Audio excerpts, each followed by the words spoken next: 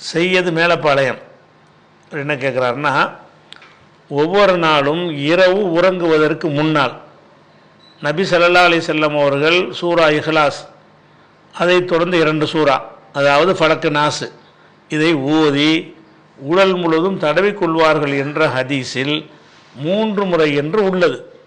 3 முறை தடவிவார்னா என்ன அர்த்தம்? அதுக்கு அர்த்தம் என்னன்னு கேட்டால், 3 முறை ஓதி ஒரே தடவை தடவிக்கொள்வதா, அல்லது 3 சூறாவையும் ஓதி ஒரு தடவை முழுவதுமாக தடவிவிட்டு மீண்டும் ஓதி மீண்டும் தடவிக்கொள்வதா? அதுக்கு அர்த்தம் என்னன்னு கேட்குறாரு.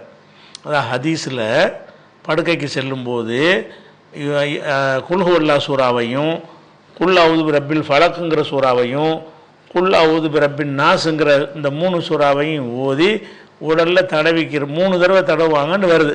இந்த 3 தடவைங்கிறது எப்படி?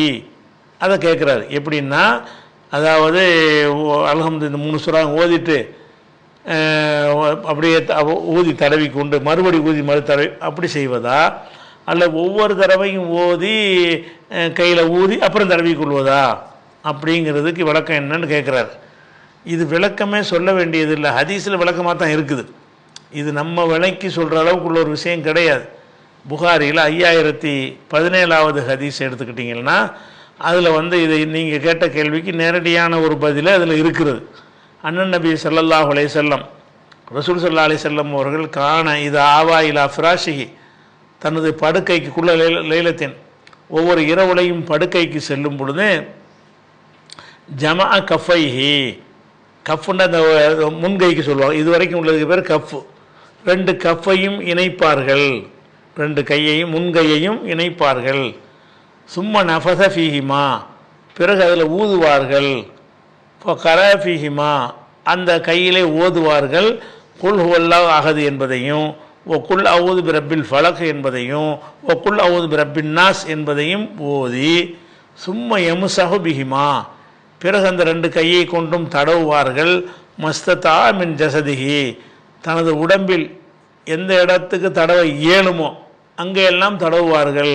கை ஓரளவுக்கு மேலே போகாதில்ல, அங்கெல்லாம் தடவ முடியாது. கை எவ்வளவுக்கு போகுமோ அவ்வளவு தடவுறது. இப்போ எபுதவு பிஹிமா, எப்படி ஆரம்பிக்கணும்னு கேட்டால், அரசு முதல்ல தலையில் தடவிட்டு, அப்புறம் முகத்தில் தடவிட்டு, அப்புறம் முன்பாகத்தில் தடவிக்கொள்வார்கள். அப்படி வருது. ஓ எபுதவு பிஹிமா அலா ரஹ்சிஹி, தலையின் மீதும், ஓ வஜிஹிஹி, முகத்தின் மீதும், ஒமா அக்பலமின் ஜசதிஹி, உடம்பில் முன்பாகத்தின் மீதும், முன்பகுதி இருக்குல்ல அதன் மீதும் தடவிக்கொள்வார்கள். அதாவது கையை வச்சு 3 சூறா ஓதி தடவிட்டாங்களா, அப்புறம் எஃபாலு தாலிக்க சலாச மர்ராத்தின், இதே மாதிரி 3 தடவை செய்வார்கள்னு வந்துருச்சு.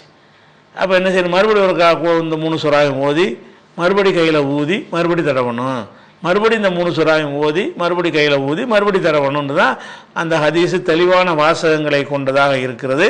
அதில் டவுட்